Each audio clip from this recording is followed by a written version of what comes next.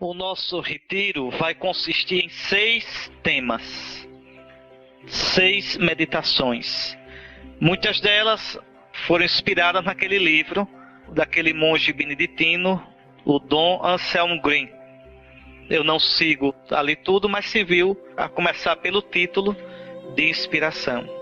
É um retiro, como eu já disse, que vai pedir e vai exigir de vocês, para que ele tenha fruto, que vocês realmente façam silêncio para entrar em vocês. Bom, primeiro tema, conhecer-se. E aqui eu já previno, estas meditações não devem ser lidas em chave intimista ou individualista.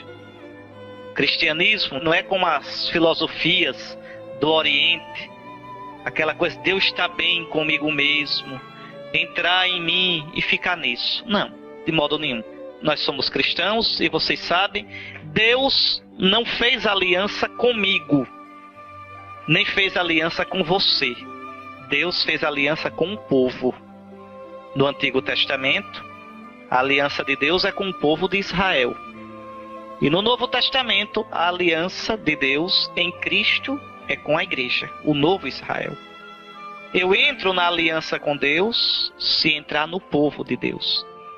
Vocês vejam como o cristianismo hoje é mal entendido. Porque as pessoas pensam que religião é... Não, o que importa sou eu e Jesus, meu Jesus e eu. Não existe isso, eu e Jesus, meu Jesus e eu.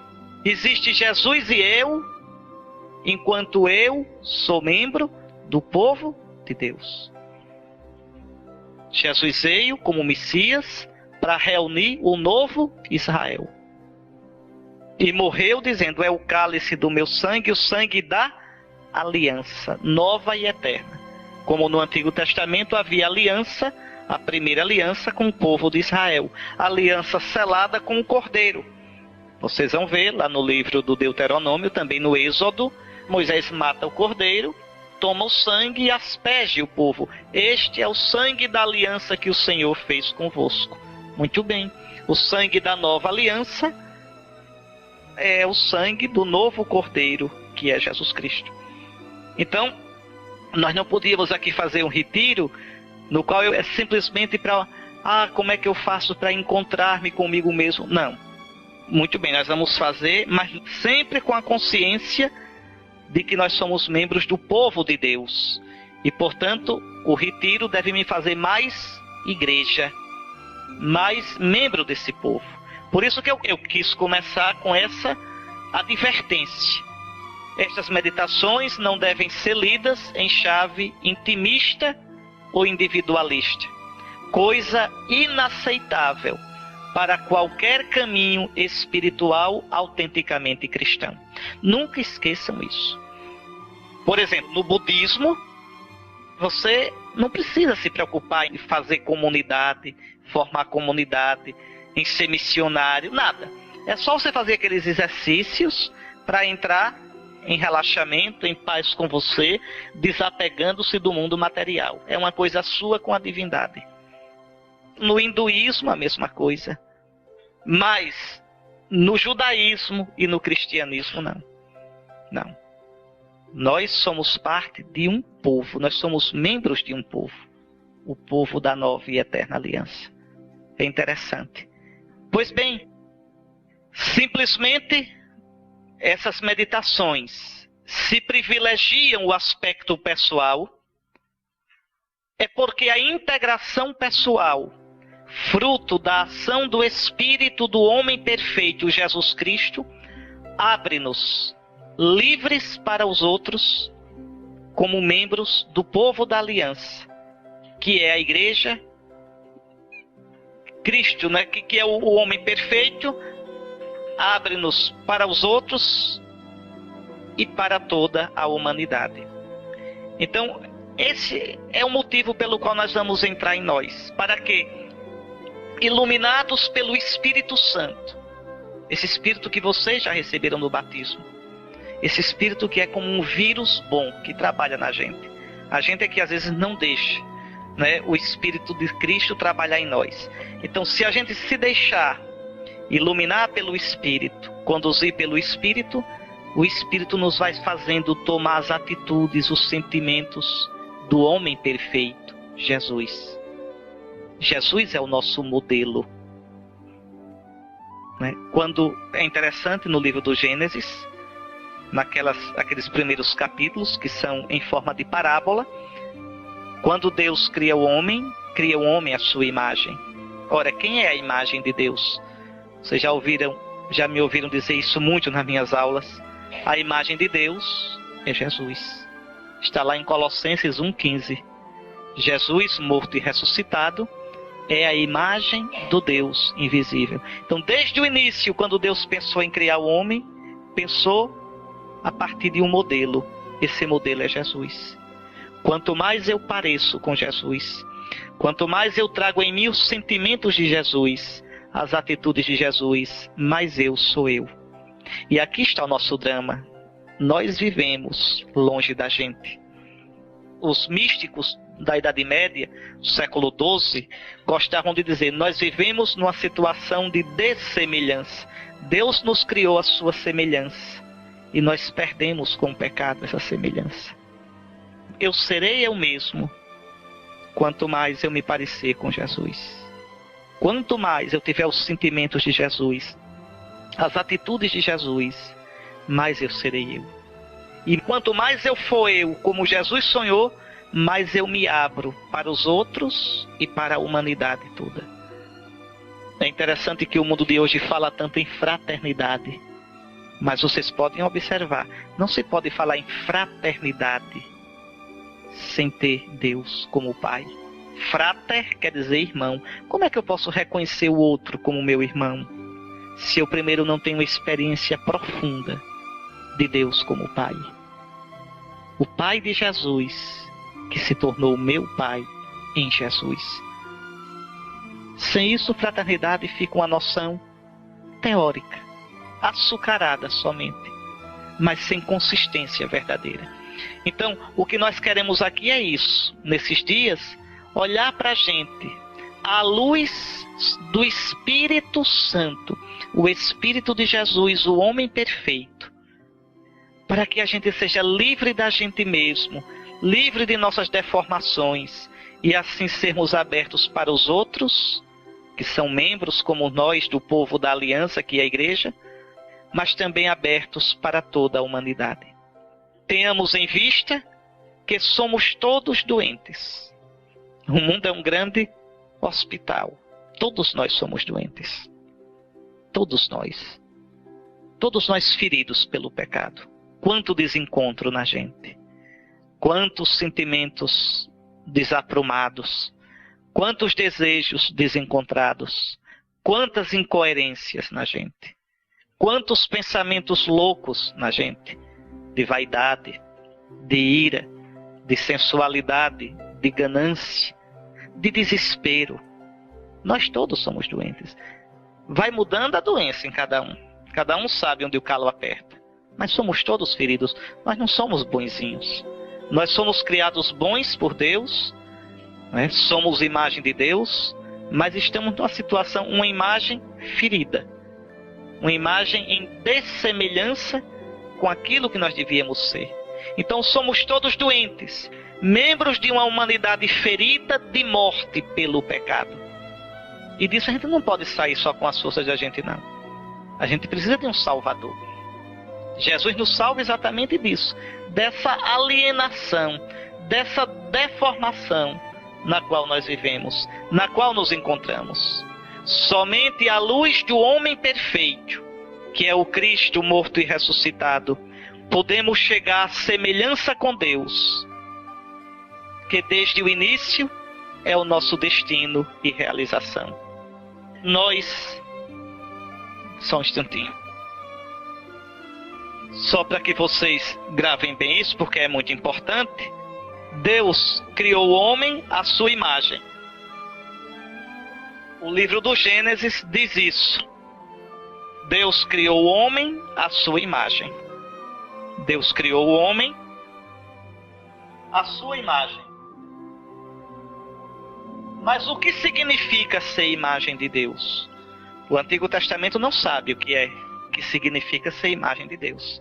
O Antigo Testamento sabe que o homem é a imagem de Deus, mas não sabe o que significa ser imagem de Deus concretamente.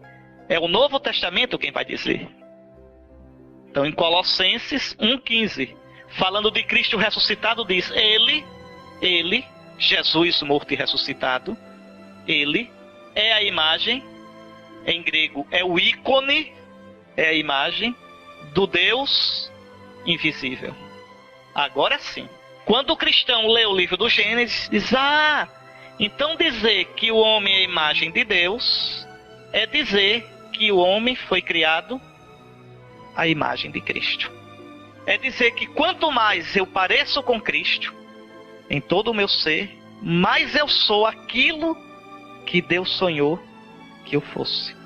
Mais eu sou eu mesmo. A gente tem esse mistério. Quanto mais eu saio de mim para me parecer com Ele, mais eu sou eu mesmo. Vejam, a salvação minha não está em mim. A plenitude minha não está em mim. Parece até contrário ao título do nosso retiro: o céu começa em você. Como é que começa em mim, se não está em mim? Vamos ver isso. Então, repito, tenhamos em vista que somos todos doentes, membros de uma humanidade ferida de morte pelo pecado. Somente à luz do homem perfeito, à luz do Cristo morto e ressuscitado, podemos chegar à semelhança com Deus. E essa semelhança com Deus, desde o início, é o nosso destino, é a nossa realização. Aqui vocês vejam, né? Jesus é importante não é só para os cristãos, é para todo ser humano. Quem não chega a parecer com Jesus se frustra como ser humano. É alguém que foi criado para um objetivo e não chegou a ele. Não duvidem nunca disso. Cristo é nossa medida. Cristo é o nosso modelo. É nesta direção que as meditações deste retiro desejam traçar um caminho. E aqui eu queria ler para vocês, para servir de ponto de partida dessa meditação nossa, Marcos, capítulo 10, versículos 17 a 22. Ao retomar o seu caminho, Jesus está indo para Jerusalém, Jesus vai morrer e ressuscitar. Ao retomar o seu caminho, alguém correu e ajoelhou-se diante dele, perguntando: Bom mestre, que farei para herdar a vida eterna? Veja, o que é que essa pessoa aqui quer? Quer encontrar a vida. Que farei, mestre, para viver de verdade? Que farei, mestre, para ser feliz? Para empregar minha vida num modo, numa causa que vale a pena? Que farei, mestre, para me realizar? Que farei, bom mestre? Jesus respondeu: Por que me chamas bom? Ninguém é bom, senão só Deus. Jesus aqui chama a atenção desse homem. Você está me chamando de bom? Só Deus é bom. Jesus não disse que ele não é bom. Jesus chama a atenção para o que o rapaz está dizendo. Você está me chamando de Deus. Você está me chamando de bom. Você está colocando em mim sua esperança. Pois bem, tu conheces os mandamentos. Não mates, não cometas adultério, não roubes, não levantes falso testemunho, não defraudes ninguém, honra teu pai e tua mãe. Interessante que Jesus coloca os mandamentos da segunda tábua, os mandamentos que dizem respeito ao próximo. Repare como no cristianismo você não pode falar de amor a Deus sem abrir o coração para os outros. Tu conheces os mandamentos. Então ele replicou: Mestre, tudo isso eu tenho herdado desde a minha juventude. Fitando, Jesus o amou e disse: Uma só coisa te falta. Vai, vende o que tens, dá aos pobres, e terás um tesouro no céu. Depois vem e segue-me. Ele, porém, contristado com essa palavra, saiu pesaroso, pois era possuidor de muitos bens. Qual é o problema desse homem? Veja, esse homem quer ganhar Deus simplesmente fazendo coisas. O que eu tenho que fazer para ganhar a vida? Jesus dá os mandamentos, cumpre os mandamentos. Tudo isso eu tenho feito. Ótimo, ótimo, tenho feito tudo isso. Mas com que coração? Deus não quer primeiro as nossas coisas. Deus quer primeiro o nosso coração. Aí Jesus convida esse moço a passar do fazer para o ser. Vai, vende o que tens. Esse vender tudo, Jesus quer dizer, deixa-te a ti mesmo. Tudo que ele juntou na vida, tudo aquilo que era a vida dele, tudo aquilo que dava prestígio, segurança, força, tudo aquilo que o identificava na sociedade. Vai, vende, em outras palavras, deixa-te a ti, vende o que tu és. Depois vem e segue-me. E aí o rapaz corre com medo. Aí corre com medo. Porque, veja, não é simplesmente o fazer. Não é simplesmente fazer coisas para Deus, mas ser de Deus. Dá o coração. Nosso Senhor vai direto no ponto. Vê a generosidade daquele homem, mas veja, ele não tem coragem realmente de se deixar por Jesus. A resposta de Nosso Senhor é clara. Que farei para ter a vida? Queres ter a vida? Vai, vende, vem, segue-me. Segue-me. Na tua alegria e na tua tristeza, na tua abundância e na tua penúria, na tua luz e na tua treva. Segue-me, vem comigo. Resposta de Jesus, cheia de um olhar amoroso, mas exigente, cortante. Deixa-te a ti, deixa tuas coisas. Né? Aqui, meus irmãos, não é deixar simplesmente exterior, deixar simplesmente exterior. Não, não é isso. Ainda domingo passado Jesus dizia, vendei vossos bens e dai esmola. Não é para a gente pegar e vender tudo. Isso é para quem vai abraçar a vida religiosa. É claro que não é para vocês. O que Nosso Senhor quer dizer com isso? Relativize tudo. Vendei vossos bens. Quer dizer, relativizai tudo. Colocai-me em primeiro lugar. Não é fácil não, nem pense que é, porque não é. Quantas coisas a gente coloca no lugar de Deus, coloca acima de Deus. Quantas coisas nos apegam. Jesus diz, onde está o vosso tesouro, aí está o vosso coração. Então vendei vossos bens, dai esmola, dai esmolas. Então vendei vossos bens, relativizai tudo. Colocai-vos a serviço dos outros. Abri vosso coração, deixai que outros participem da vossa vida, dos vossos bens, da vossa inteligência, da vossa saúde. Não vivais presos em vós mesmos, dizendo a vida é minha, eu faço o que eu quero. Então o Senhor nos convida a isso. E para que mudar? E para que eu sair de mim? Vai, vende tudo o que és. Para quê? Na carta de São Paulo aos Efésios está dito. Vale a pena vocês lerem. Capítulo 4, versículos 20 a 24. Para que nos renovemos pela transformação espiritual de nossa mente, para nos revestirmos do homem novo, criado segundo Deus, na justiça e santidade da verdade. Nós, meus irmãos, isso não é brincadeira. Nós, como estamos agora, somos doentes. Todos nós. Todos nós. E as doenças nossas aparecem dos modos mais... Os antigos tinham verdadeiros tratados sobre as doenças espirituais. O Padre Paulo Ricardo tem um livro, A Terapia, Cura das Doenças Espirituais. Vale a pena ler, aprofundar isso. É o olhar que cura, não é isso? Pronto. Que é a terapia das doenças espirituais, segundo a tradição cristã. O cristianismo catalogou 7 doenças principais. Dessas 7 vem as outras todas, que a gente chama de vícios, ou pecados, ou demônios. Os demônios capitais, os pecados capitais, ou os vícios capitais. O melhor nome é vício, ou demônio, né? Porque não é um ato, não é uma doença, é uma atitude, é uma situação. Soberba, avareza, luxúria, ira, gula, preguiça, inveja. Né? Então, nós somos doentes, todos nós. Ora, Cristo veio para nos libertar disso, nos libertar desta deformidade. Olha como São Paulo diz, o primeiro homem tirado da terra é terrestre, o segundo homem vem do céu. Qual foi o homem terrestre? Tais são também os terrestres. Qual foi o homem celeste?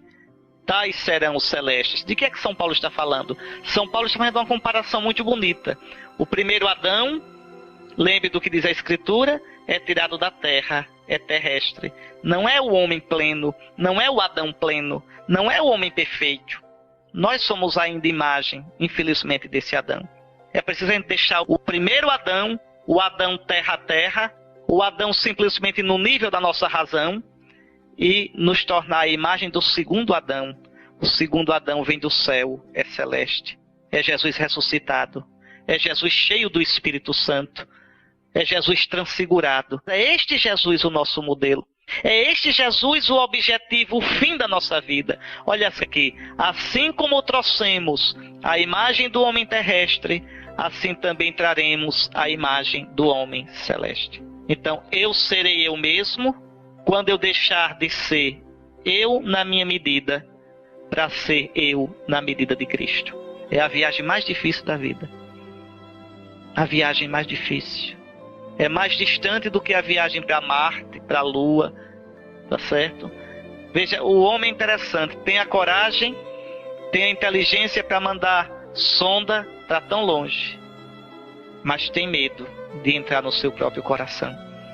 É a viagem mais difícil. Sair de mim do meu jeito para chegar a mim mesmo do jeito de Jesus.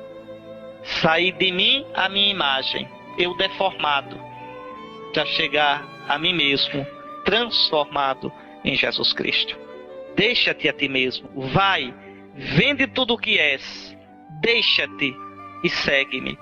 Há, pois, uma necessidade de deixar, de migrar, de partir do velho para o novo, seguindo Jesus, para ser conformado a Jesus no Espírito Santo. E aqui não é só, minha gente, um esforço da gente. Não, não se preocupe não. O Espírito de Cristo que a gente recebeu no batismo trabalha em nós. A questão é que a gente não deixa o Espírito trabalhar. A gente sufoca o Espírito. Sufoca com nossa pouca atenção. Sufoca com nosso pouco zelo. Sufoca não cooperando com a graça, seguindo nossas paixões. Mas, de verdade, o Espírito trabalha em nós. E sem este trabalho interior nosso, ninguém cresce na vida cristã. Ninguém desabrocha humanamente. E aqui está uma das maiores crises do cristianismo, da igreja, atualmente. Interessante que Bento XVI é muito claro nisso. A crise da igreja, hoje, a igreja está em crise. É uma crise que começa dentro da igreja. Dentro da igreja. O esfriamento na santidade. O esfriamento na busca de uma vida de santidade. De docilidade ao Espírito de Cristo que nos transfigura. Isso exige que eu lute contra meus vícios. Lute contra meu pecado, sabendo que Deus luta por mim na força do seu Espírito. A gente querer ser santo simplesmente cantando amém, aleluia, batendo palma, aquele negócio todinho, isso não é como o voo de galinha, assim, voa e cai novamente. Não. A santidade verdadeira requer um exercício interior, perseverante, gradual. Requer que eu me conheça, que eu saiba quais são os meus vícios, meus demônios principais e os combata. Aí sim, entrar nesta aventura é proclamar verdadeiramente em nós Jesus como o Messias, o Senhor e Salvador, o vivente. Dizer, Senhor, Tu és o Senhor da minha vida, minhas escolhas, meu modo de viver. Tudo isso eu quero pautar, Jesus, pela Tua vontade. Vai me custar? Vai. Mas eu Te amo. Eu não quero viver do meu modo. Eu quero viver do Teu modo. Isso é difícil para o Papa, para o Bispo, para o Padre, para o Leigo, para todo mundo. É uma luta a vida todinha. Todinha, a cada dia. E em cada fase da vida, essa luta aparece com um rosto diferente. Então a gente vive em êxodo, a gente vive migrando. Migrando de onde para onde? Migrando de mim do meu jeito, para mim do jeito de Jesus. Migrando de mim alienado de mim, para chegar a me encontrar em Jesus. É como aquela música, Eu Caçador de Mim. Pronto. Não é? A gente vive se procurando, porque a gente vive alienado da gente.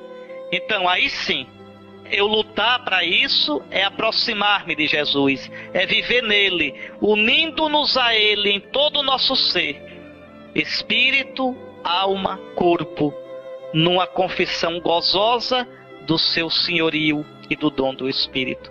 É interessante como hoje existe toda uma corrente, às vezes no cristianismo, sobretudo nessas seitas, que não tem nada disso, é simplesmente aproveitar-se de Deus. É uma coisa vergonhosa.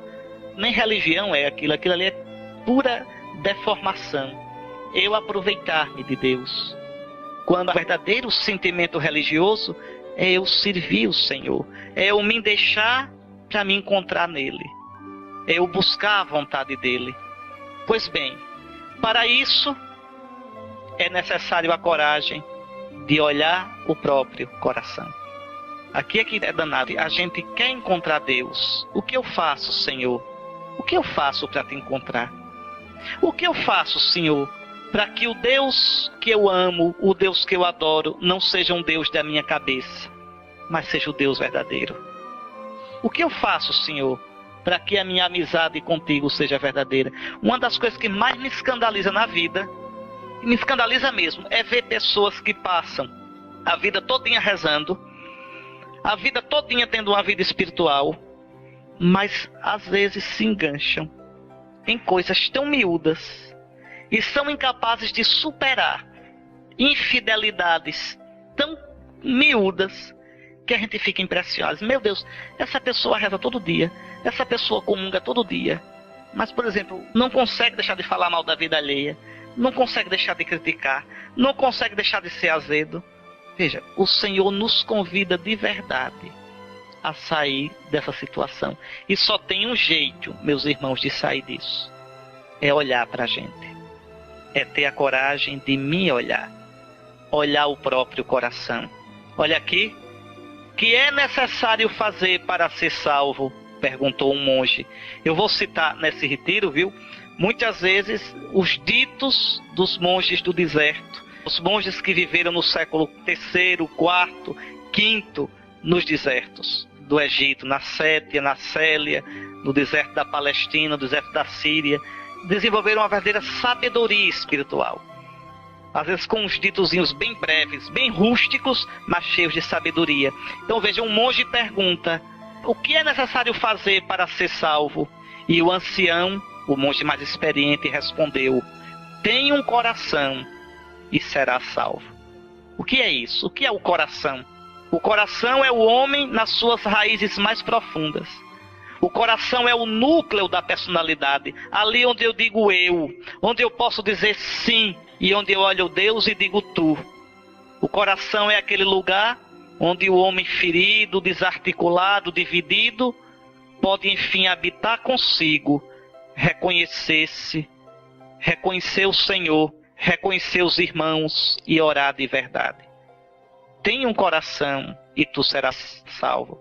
Volta ao teu coração, como dizia Santo Agostinho. Observa o que sentes e verás que és imagem de Deus. A gente vive numa época, meus irmãos, que é uma das épocas mais doentes da história da humanidade. Talvez a época mais doente que o homem já tenha vivido é a nossa. Isso não é brincadeira. Veja, é uma época de distração. A gente vive fora da gente. É internet, é televisão, é música, é barulho. A gente não consegue mais parar e entrar na gente.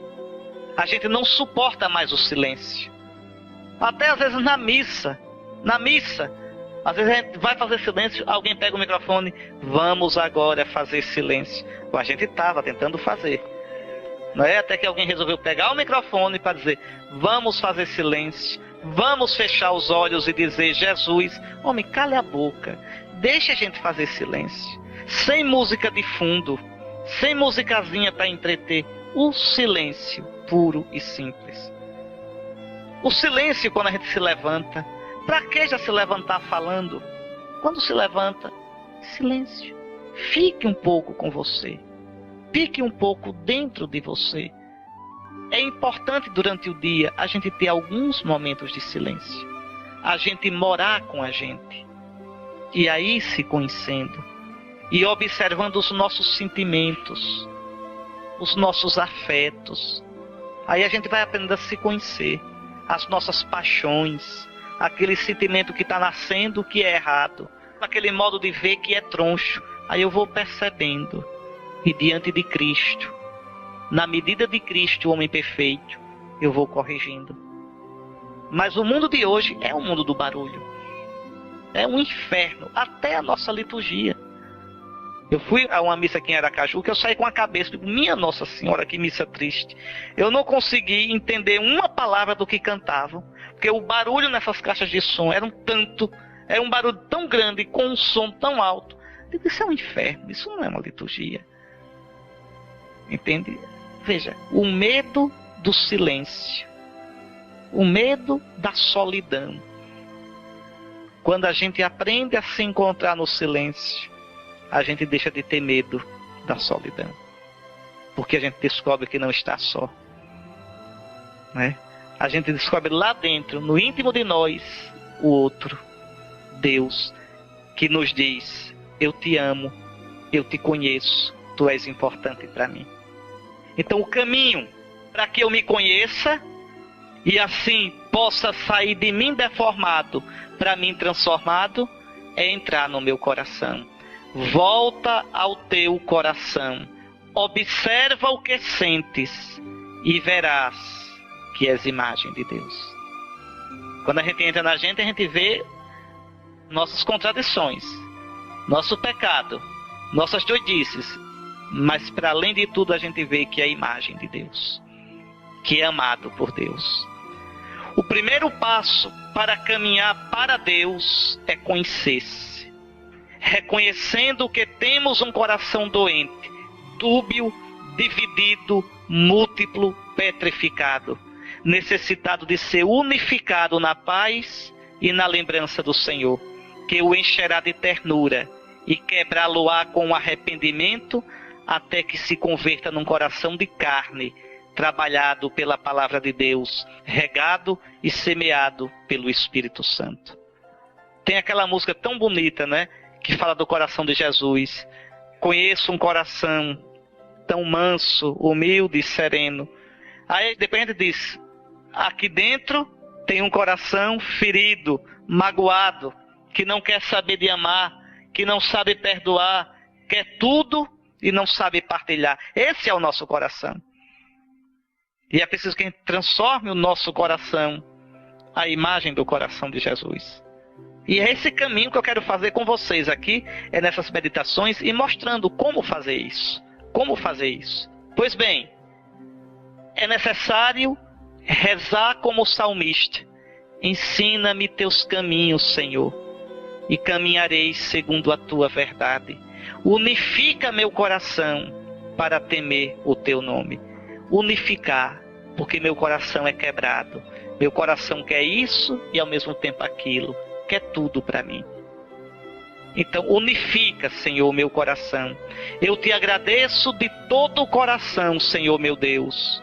Vou dar glória ao teu nome para sempre, com todo o meu coração. Só um coração unificado no caminho do Senhor pode temê-lo, quer dizer, amá-lo de verdade, fazendo da vida um louvor de glória para o Senhor. Então brotarão também a paz e o refrigério, inclusive na vida comum, na vida com os irmãos. E aí a gente, agora transformado no homem novo, poderá levar aos irmãos essa paz. E aqui quando eu falo irmãos, no caso de vocês, eu penso nas famílias de vocês, no trabalho de vocês, na relação com o esposo, com a esposa, com os filhos. Quantas vezes nossas relações são tensas, nervosas, superficiais? Quantas máscaras a gente usa? Quanto silêncio azedo? E por que isso? Pela falta de paz interior. E onde é que a gente encontra a paz? Nisso, saindo de mim do meu jeito, para me encontrar no jeito de Jesus. Aí sim, eu não posso me dar aos outros de verdade, se primeiro eu não me tenho a mim mesmo. Eu não posso me comunicar aos outros de verdade se primeiro eu não me experimento como eu sou. Eu não sei quem eu sou. E por que não sei quem eu sou? Porque eu vivo longe de mim. Eu vivo na superfície. Santa Teresa tem um poema no qual Deus diz: alma, busca-te em mim, e em mim acharás a ti. Pronto. Quando eu entro em mim para encontrar Deus, ali eu me encontro. E ali encontro a paz. E posso dar a paz aos outros. Aí sim. Olhar o próprio coração é olhar-se. É olhar de frente nossas paixões. A gente morre de medo de se olhar. Morre de medo. Mas é preciso. Se queres conhecer a Deus, aprende primeiro a conhecer a ti mesmo. Sem o autoconhecimento, corremos o risco de nossas ideias sobre Deus e sobre nós, nossa missão, nossa vida, serem meras projeções. Quando a gente diz assim, meu Deus, eu te amo, que Deus é o Deus que eu amo? O Deus verdadeiro ou um Deus criação minha? Ou um Deus bonequinho feito sob medida para mim? Pergunte no nosso Brasil, quantos creem em Deus? Quase todos. Mas que Deus? Um Deus que não exige nada de mim. Um Deus que diz amém para tudo que eu quero. Esse Deus não existe. Esse Deus é um ídolo. Pensem, meus caros irmãos, minhas irmãs, o teu Deus é o Deus verdadeiro? Porque se for o Deus verdadeiro, ele te dirá sim e te dirá não. Se é o Deus verdadeiro, o teu Deus, ele te colocará em crise muitas vezes, porque pedirá coisas de ti que tu nem estarias disposto a dar. Um perdão, um serviço, um sair de você, um ato generoso. O Deus verdadeiro é fogo, nos coloca em crise. Aquela frase do Frei Inácio, nos dá a paz, mas não nos deixa em paz. E eu só vou descobrir o Deus verdadeiro se eu me conhecer. Sem eu me conhecer, sem eu olhar para mim, o meu Deus é falso. Sem eu me conhecer, nossa piedade seria então servir de refúgio para a soberba, a vaidade, a autossuficiência, a prepotência, o fechamento e desprezo do outro, o comodismo ou a preguiça de crescer humanamente. Um bando de santos do pau oco. Quantas vezes a gente encontra tanta imaturidade em gente de igreja? É isso que mais me escandaliza. Eu digo, meu Deus, como é possível rezar todo dia, comungar? Como é possível e não amadurecer humanamente? A verdadeira experiência de Deus nos amadurece. A verdadeira experiência de Deus mostra quem sou eu e quem é Deus. Aquilo que São Francisco perguntava. Senhor, quem és tu? Quem sou eu? Tu és o meu tudo. Eu sou o teu nada. Mas pense que nada feliz. Que nada feliz, São Francisco. Porque o tudo dele era Deus. Então, olhando para ele, ele aprendeu a dar espaço para Deus. Hoje a gente quer ser cristão sem isso. Isso que os antigos chamavam de ascese. Nós vamos falar sobre isso. Quer dizer, o exercício da vida espiritual. O exercício.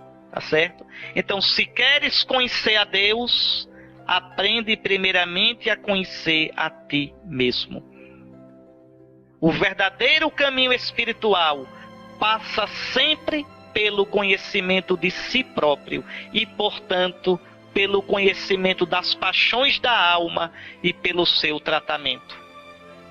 É este o caminho para Deus e, portanto, o caminho para a verdadeira humanização. Que aqui entendam, quanto mais eu parecer com Cristo, quanto mais eu for como Deus sonhou que eu fosse, mais eu serei humano. Às vezes a gente diz assim, não, mas é o meu humano. Não, é o seu desumano. Deus não pensou a gente com o pecado. Deus não pensou a gente troncho. Quem tronchou a gente foi o pecado. Aquilo que eu digo tanto a vocês, pecar é humano. Não, pecar é desumano. Pecar desumaniza. Se pecar fosse humano, quanto mais pecado eu tivesse, mais humano eu era. Não. O pecado é desumano e desumanizador. Quanto mais eu peco e quanto mais me entrego o pecado, mais eu viro uma fera. Eu viro um bicho. Então veja, esse caminho de se abrir a Deus, esse caminho de se olhar na luz de Deus, me humaniza. É muito bonito, porque vocês vejam, pode olhar, que as pessoas que são amigas de Deus são profundamente humanas. Pode olhar. Humanas, profundamente humanas. Querer voar para Deus, desconhecendo a si mesmo, é como Ícaro. Lembram Ícaro da mitologia grega? Que desejando aproximar-se do sol com asas de cera, caiu. As asas que nós construímos antes de nos encontrar com nossa própria realidade são também simplesmente de cera. Nós temos umas ideias megalomaníacas, fora de foco, umas ideias a respeito da gente mesmo. A vida com Deus não pode ser escapatória para os problemas que deveríamos resolver. A verdadeira piedade deve ser trazida para o chão do cotidiano e penetrar nosso dia a dia e nosso trabalho. Os antigos monges, quando noviço, rapazinho chegava no deserto para ser monge, aí procurava um monge mais velho e andava assim, porque esses monges antigos eles não viviam em mosteiro, não existia mosteiro. Só para vocês entenderem um pouquinho, você sabe que até o século IV os cristãos foram perseguidos pelo Império Romano. Ontem mesmo nós celebramos São Lourenço, que morreu no século III, na perseguição do imperador Valeriano. Quando, em 313, Constantino deu liberdade aos cristãos, muitos cristãos não se conformaram com aquela vida que foi começando a ficar relaxada. E aí eles deixavam tudo e iam para o deserto. E encheram, era mais de 5.000, 10.000 homens e mulheres nos desertos da Sétia, da Célia, da Síria, da Palestina. Viviam lá. Eram homens e mulheres em geral rudes. Existiam alguns mais, mas a maioria era rude. Mas uma vida de busca de Deus. O que é que esses monges faziam? Porque eu vou falar muito neles, porque a sabedoria deles era muito grande, sabedoria espiritual. O que é que eles faziam? Eles passavam um dia ou fazendo esteira, ou fazendo cesto, balaio, para vender. E por que faziam ocupando as mãos? Para deixar a mente livre, para repetir os salmos, a palavra de Deus. Eles decoravam salmos, decoravam, por exemplo, São Jerônimo sabia os 150 salmos de cor, e sabia o livro do profeta Isaías todinho de cor. Mas não tinham televisão, não tinha essas coisas. Aí é que tá, rezavam de verdade. Então, as mãos livres, trabalhando, e aqui no ritmo, veja, no ritmo da costura, eles ritmavam a oração. E para que isso? Para permanecer diante de Deus. Agora, juntamente com isso, tinha uma vida de penitência. A maioria só comia lá pelas 3 da tarde, água com sal e pão. Os mais virtuosos só comiam depois que o sol se punha. Então eles viviam assim. Era uma multidão de monges, de homens e mulheres que tinham uma vida realmente impressionante. E eles não tinham missa todos os dias, mas ao sábado eles se reuniram ao pôr do sol, vinham das suas cavernas, porque moravam sozinhos, vinham e ali conversavam, eles chamavam de sinax, a palavra sinax quer dizer reunião. Ali conversava, contava um pouco as histórias do que tinham vivido durante a semana no combate interior, e vinha um padre e celebrava a missa para eles. E quando chegava um monge novo no deserto, a primeira coisa que ele procurava era um pai espiritual, um monge mais velho, que ele chamava de abade. Abade vem de abá, pai, para guiá-lo. Um diretor espiritual, que a gente chamava pai espiritual. E é interessante o que eu estou dizendo aí. Quando um monge novo chegava para o mais velho, eu queria que o senhor fosse meu pai espiritual. A primeira pergunta que ele fazia era essa: qual é a sua matéria? Ou seja, você trabalha com o quê? Você faz esteira? Você faz balaio? Por quê? Porque a santidade tem que começar nas coisas concretas. Não é aquela coisa voadora, à toa. Não. Primeira coisa, o que é que você faz na vida? O que é que você faz? Você vai trabalhar em quê? Porque exatamente nossa vida espiritual deve ser real. A sua vida espiritual deve partir do que você é. seu temperamento, sua história, sua família, seu trabalho, o dinheiro que você tem. Eu não posso ter uma relação com Deus como se tudo isso não existisse. A minha relação com Deus vai ser no meio da minha vida concreta. Eu como bispo, vocês como leigos, casados ou solteiros, no seu trabalho ou aposentado, do jeito que for. É ali que Nosso Senhor vem ao meu encontro. E é dali que eu tenho que voar para Deus. Para Deus. Então, uma espiritualidade baseada na minha realidade. Não uma coisa de anjo lá em cima, imaginando como deveria ser, mas desencarnada da minha realidade. Por isso que eu digo aqui, veja, o monge perguntava logo, qual é a tua matéria? É descendo para a nossa condição terrena que entramos verdadeiramente em contato com o céu. Pois à medida que temos coragem de descer até as nossas próprias paixões, elas nos elevam a Deus. Atenção para isso. Enquanto eu não assumir meus pedaços ruins, enquanto eu não tiver consciência deles, enquanto eu não tiver coragem de assumir minhas feridas, minhas incoerências, minhas desarrumações e colocá-las diante de Deus, a minha relação com Deus é falsa, é mentirosa, é mascarada. Minha espiritualidade não vale uma moeda. Não vale. Não vale. Tá certo? É como espiritualidade de noviço. Quando chega no convento, é aquela coisa, parece que já está no céu. Mas a gente já sabe, a gente da mais velha olha e ri assim, vê o seminarista, né?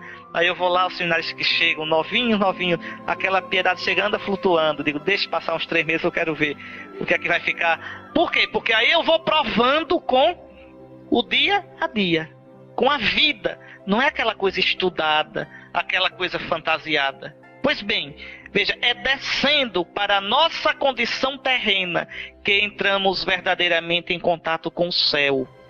Pois à medida que temos coragem de descer até as nossas próprias paixões, olha que coisa interessante, minhas paixões, quando eu as assumo, me levam a Deus. Me elevam. Não porque eu vá me entregar às paixões, mas porque eu terei a chance de lidar com elas e de curá-las. Subimos a Deus à medida que nos abaixamos até nossa própria realidade. Aquele, porém, que almeja o céu com facilidade, nada encontrará além da sua imagem pessoal a respeito de Deus, de si e dos outros. Tudo ilusão. Deus como está na minha cabeça. Os outros como eu quero que os outros sejam, não como os outros são de verdade. E eu próprio, como eu fantasio que eu seja. E que tristeza quando é isso, minha gente. Quando a gente não conhece direito quem a gente é, olhe, a gente não se relaciona com os outros de um modo sadio. É um inferno. Eu piso, passo por cima, faço chantagem, massacro e nem me dou conta, porque não me conheço. E se eu não me conheço, não posso ter relacionamento verdadeiro com os outros. A gente tem tanto isso. Quanto menos a humanidade sabe calar, quanto menos a gente sabe meditar, se colocar diante de Deus, mais a gente tem isso no mundo de hoje. Relações superficiais, relações desumanizadoras, relações que não geram comunhão.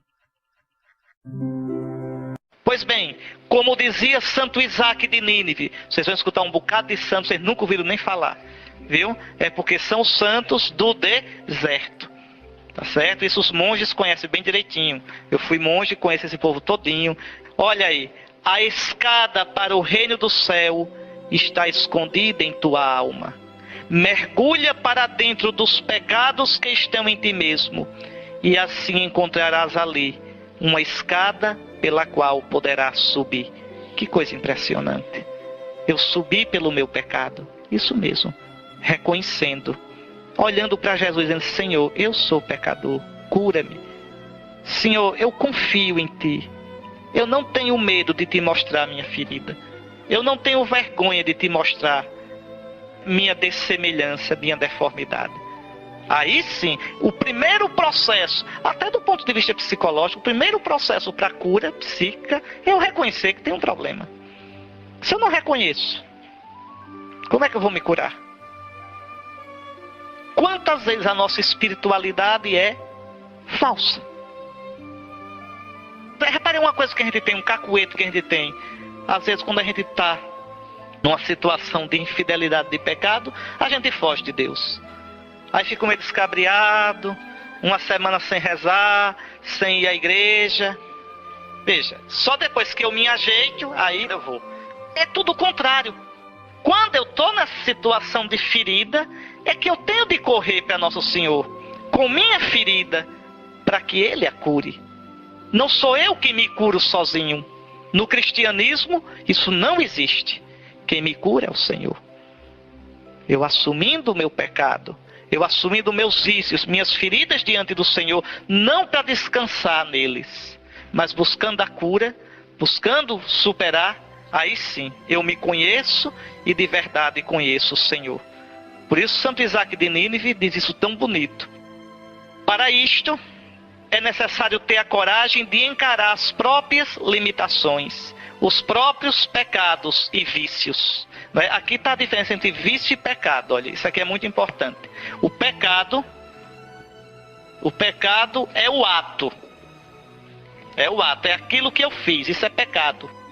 O vício é a atitude. Por exemplo, uma pessoa que tem o vício de julgar.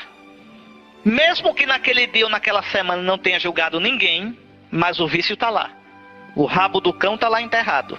Quando surgir a oportunidade, passa-se ao ato, o pecado. Então não basta curar o pecado, é preciso curar o vício. Sem atacar o vício, eu não consigo superar o pecado. O pecado eu resolvo na confissão. Se eu me arrependo de verdade e me confesso, está arrependido. Mas o vício não resolve na confissão. O vício resolve na direção espiritual. Eu vou me abrindo com o pai espiritual ou com a mãe espiritual. Pode ser um padre, pode ser uma religiosa, pode ser um leigo que tem o discernimento das coisas de Deus. Veja, eu vou me abrindo com o pai espiritual que vai me ajudando e o exercício espiritual. Eu estudar o meu demônio. O vício a gente chama também de demônio, viu? Os monges gostavam de chamar de demônio também. Meu demônio. Por exemplo, alguém que tenha o pavio curto, a ira, o demônio da ira. Então, aprender a olhar, dizer, meu Deus, eu tenho isso. Por que eu sou assim? Por que é que eu me irrito fácil? E começar a estudar o seu demônio. Como é que a ira começa em mim? Como é que ela se manifesta? E começar a fazer os exercícios para evitar, para ir combatendo, para ir matando esse demônio.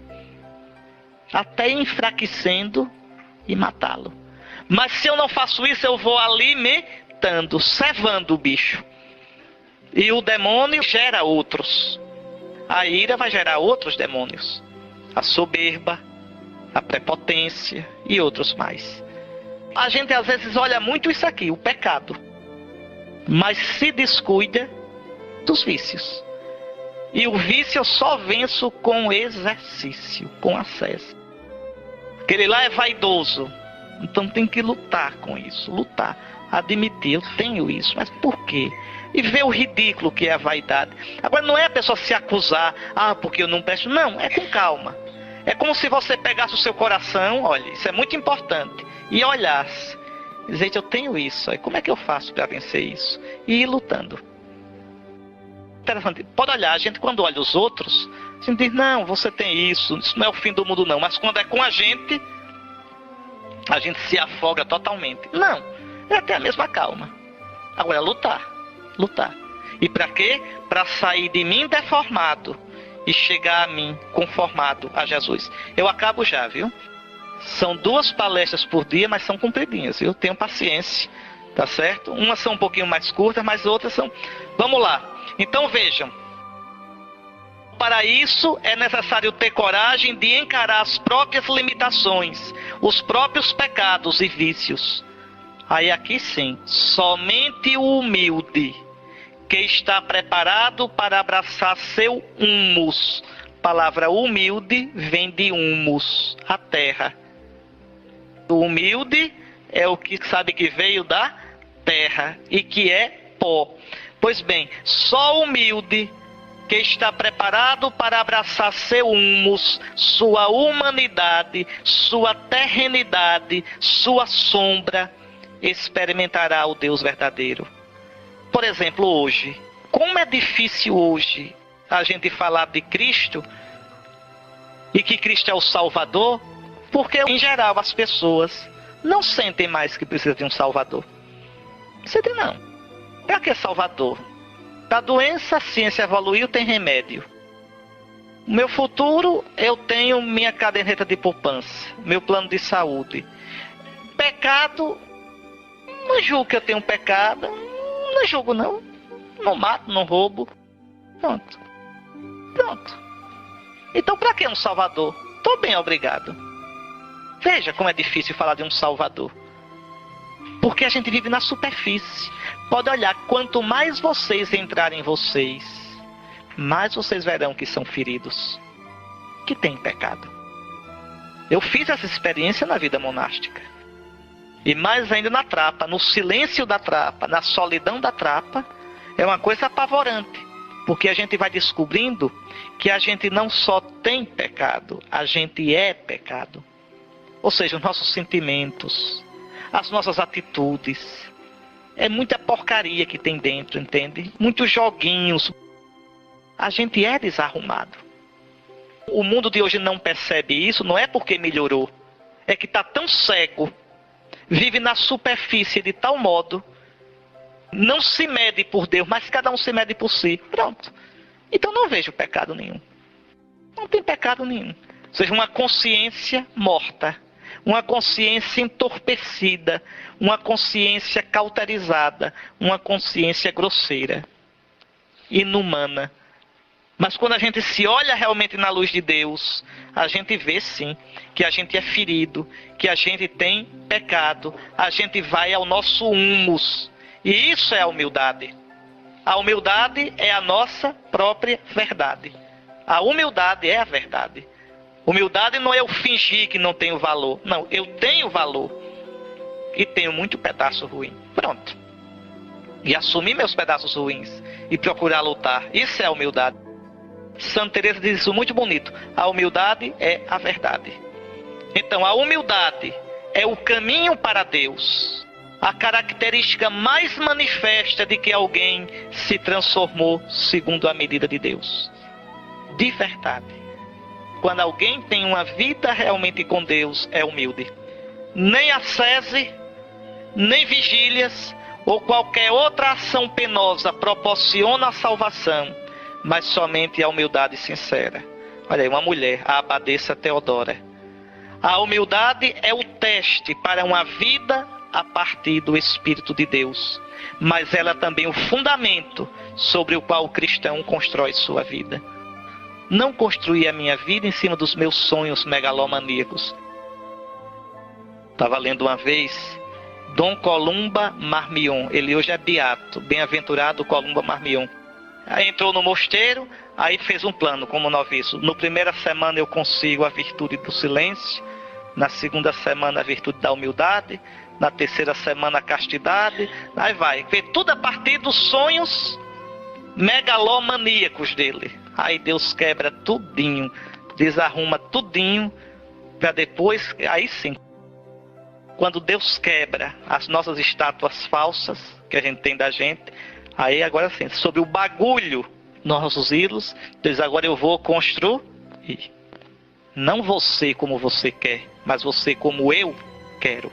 Não você a sua imagem e semelhança, mas você a minha imagem e semelhança, que é Jesus morto, ferido e ressuscitado. Esse sim. Então é a partir do nosso humus, da nossa verdade.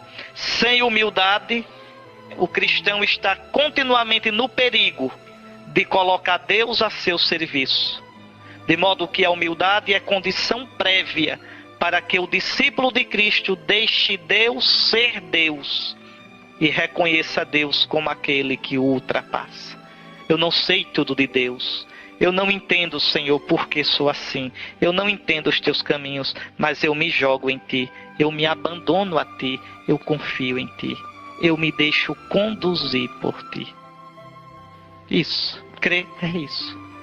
E quando a gente se abandona de verdade a Deus, não precisa fugir dele. Não precisa se mascarar. Não precisa. Aí a gente é livre de verdade. O que Deus quer de nós, não podemos conhecer a partir dos altos ideais que nos colocamos, mas somente a partir da auto-observação. O caminho para Deus passa por minhas fraquezas, pela minha história. Quer descobrir o que Deus quer de você? Olhe você. Sua história, suas feridas, seu temperamento. É ali que Deus está trabalhando. É ali que Deus está dizendo, corrija isso, mude isso, chore aqui, ri ali, lute aqui. Veja.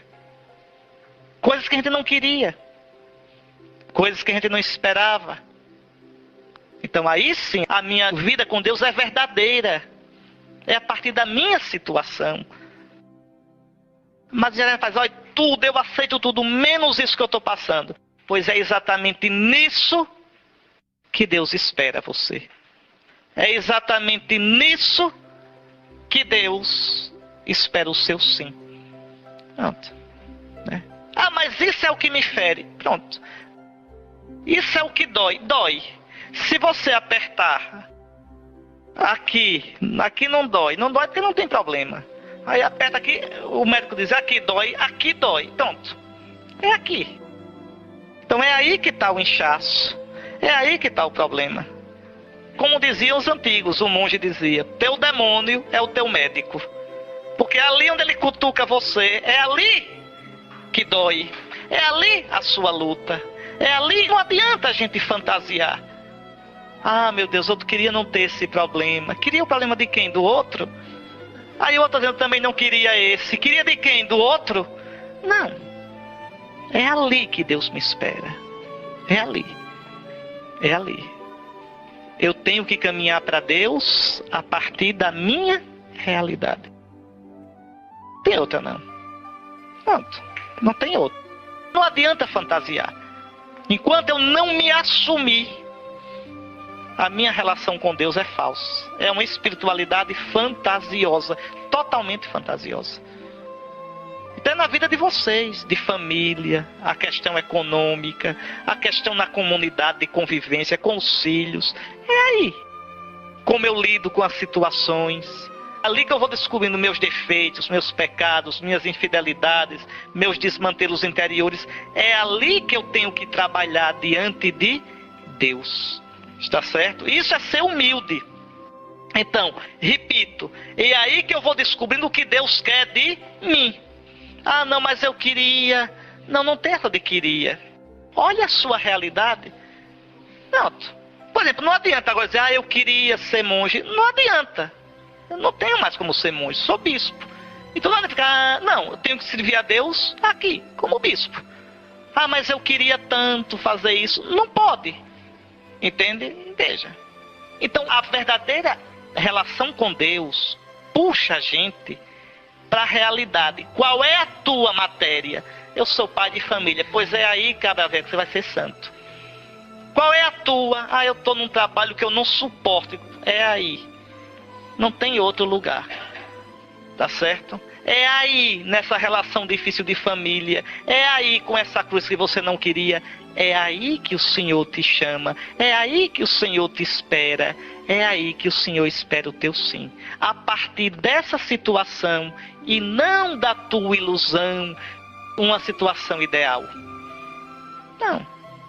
Ah, eu queria ser como Santa Teresa, mas você não é, meu filho. Santa Teresa estava no Carmelo, presa no século XVI. Você está no meio da rua, mãe de família no século XXI. Então acorde e vá responder a Deus para ser santa. Santa Teresa foi porque respondeu na situação dela. Você responda na sua, vai ser até maior do que ela.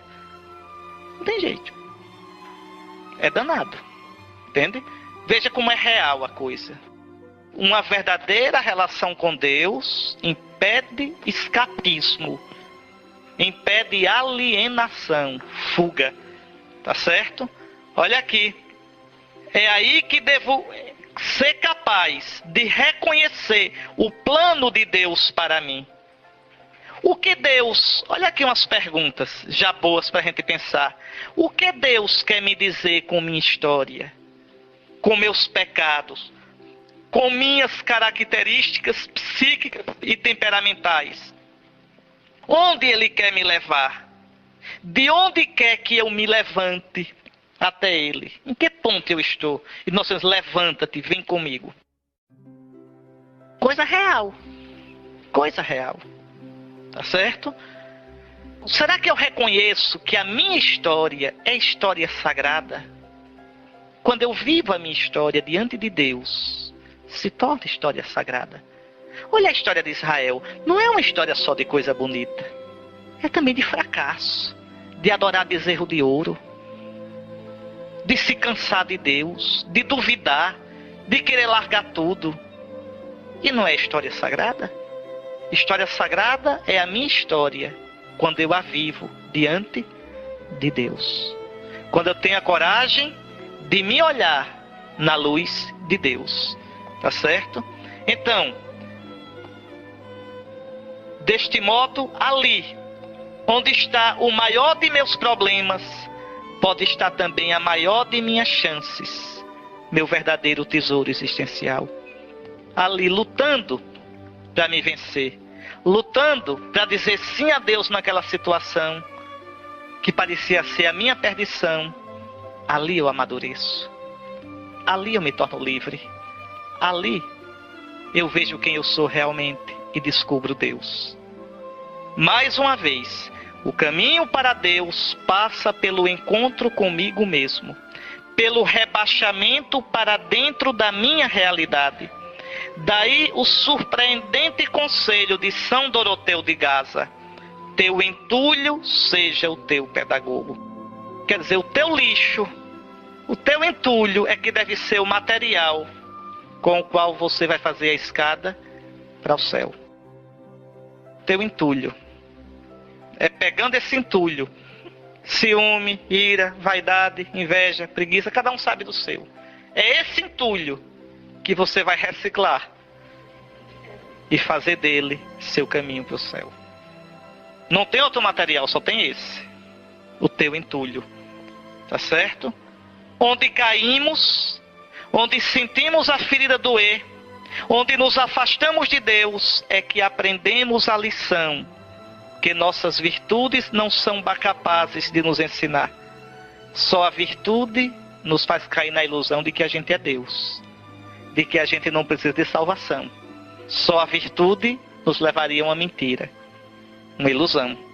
Onde nos deparamos com nossas fraquezas pessoais, é que somos abertos para Deus. Por isso a convicção dos antigos: Deus coopera em tudo para o bem daqueles que o amam, daqueles que são chamados segundo o seu desígnio. Olha aqui essa frase tão bonita, eu já gosto dessa frase, da Didaquê. A Didaquê é o primeiro catecismo da igreja. Foi escrito no final do século I, antes do Apocalipse, antes da segunda carta de São Pedro. Olha o que diz a Didaquê: tu aceitarás tudo quanto te acontecer, sabendo que a Deus nada é desconhecido de quanto te acontece. Senhor, eu não entendo. Eu não entendo, Senhor, porque eu sou assim. Mas uma coisa eu sei: sendo assim, tu esperas que eu te diga sim. Sim, com esse assim que eu sou. Sim, a partir deste assim que eu estou vivendo. Ou então essa frase de São Doroteu de Gaza: de tudo quanto Deus deixa acontecer, não há nada que seja inoportuno. Ao contrário, tudo é totalmente conveniente e oportuno.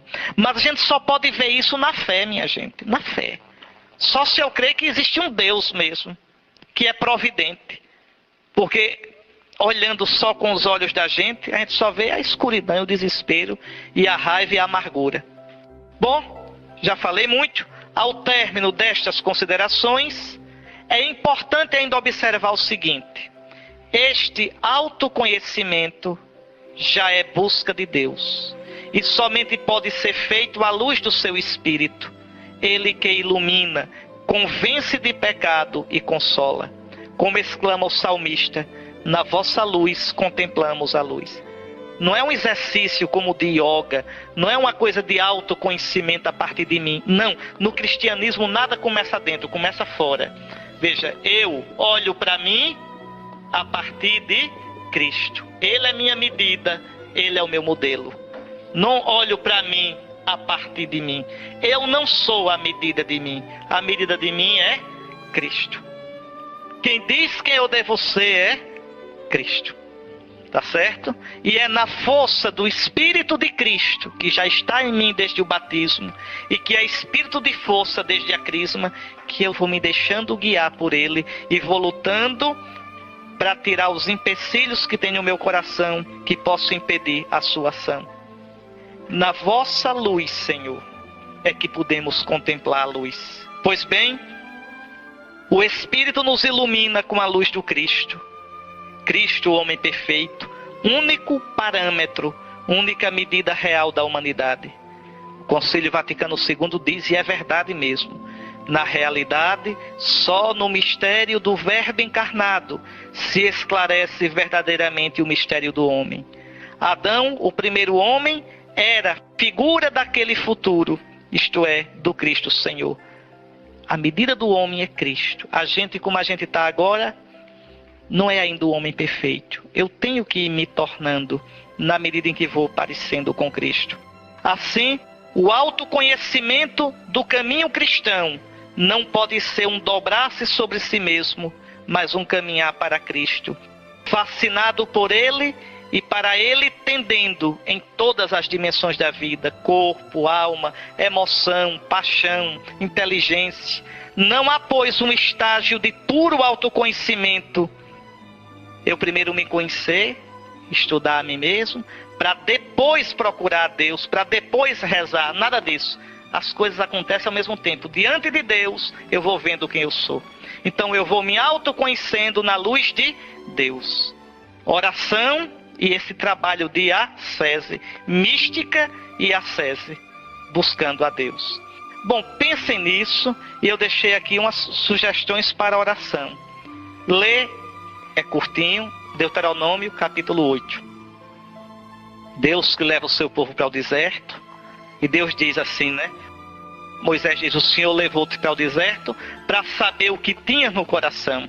Deus sabe o que a gente tem no coração. A gente é que não sabe. Deus leva Israel para o deserto para ali provar Israel e aparecer o que Israel tem no coração. A gente só sabe o que tem no coração na hora da prova. Aí eu sei o tamanho da minha fé, o tamanho da minha confiança, o tamanho do meu abandono. Então, ler Deuteronômio contemplativamente e recordar a vida.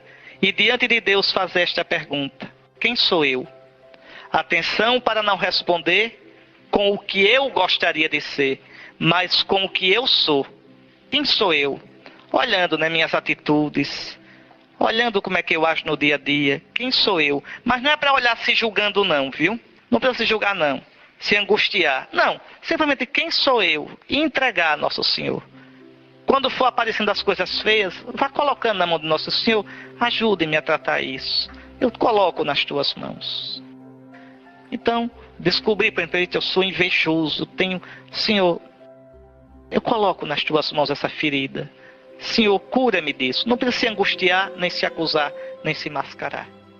Muito bem, terminamos aqui.